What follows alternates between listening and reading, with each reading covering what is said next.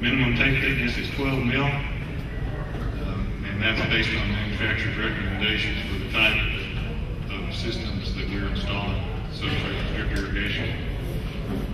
The tank must be buried a minimum of 10 inches deep, and that is from an average ground surface for alternate row spacing flat planted systems. That's the average ground for those alternate row, not the bottom of the furrow. And then for every row of the planted system from the top of the bed, just a minimum of 10 inches. The control and filter station components must be located over steel reinforced concrete slabs. 2010, starting in 2010, we're going to require concrete slabs in the filter stations, which we haven't.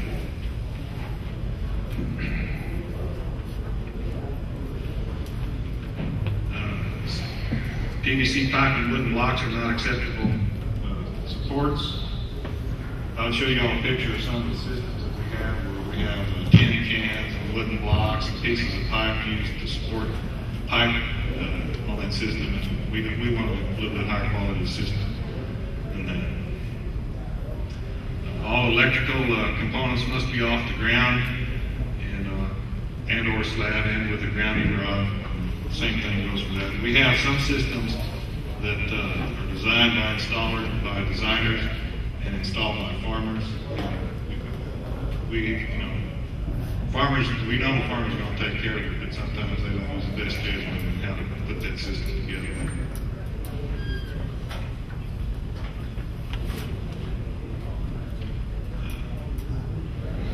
All electrical components must meet the National Electrical Code, NEC, for location and time of installation. We have some individuals that want all systems, all electrical systems to be installed by a licensed electrician.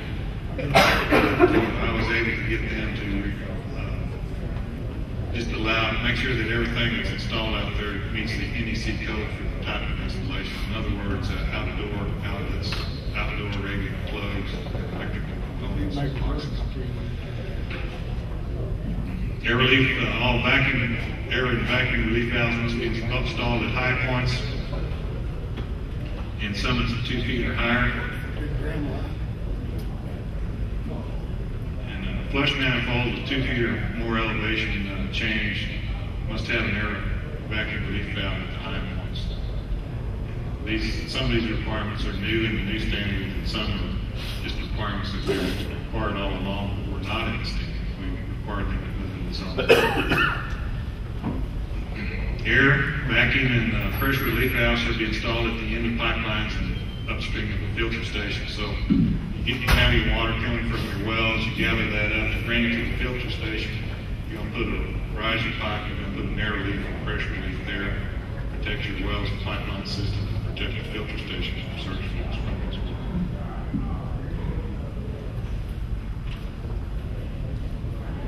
And then other considerations that we might write in there, depending on our experience.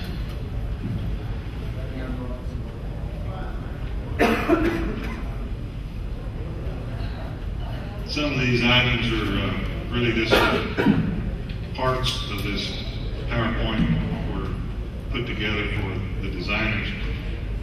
But as a cooperator with us or someone with an EQIP contractor, just want to let you know that there are some things that have to be submitted to us before we can make a payment or even approve the design.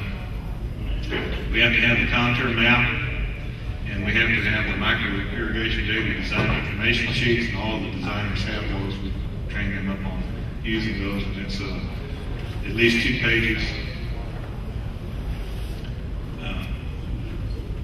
We need the main and sub-main pipeline design. Each zone will have zone manifold hydraulic designs, the zone tape hydraulic design, the zone flush hydraulic design, and of course the main and sub-main pipeline designs. In addition, we'll need the water quality test for submission.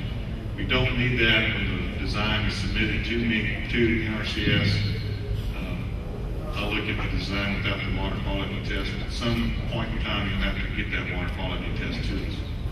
We realize that sometimes the installation is done during the winter time and you don't want to turn your wells on, but when that system gets installed, sooner or later you're going to turn your wells on. That's when you need to take your test. Turnaround time for water quality test is only about a week out of the week normally. So you can turn your wells on, test that system, take a water test, send it in, get it back to us, get all the documentation we need so we can certify that system. And that's just a map. Like I said, we've done probably 1,000 EQIP contracts within the zone. I personally looked at and approved over 800 of those designs. Just for your information, they average about 50 acres apiece, and they average about 4 gallons per minute per acre is what they're designed for. 1,000 designs at 50 acres apiece means that we've cost shared over 50,000 acres of drip on the high class through EQIP. I think that's about all I have. These other pages are just some hydraulic design sheets that you're designing with animals. That's it.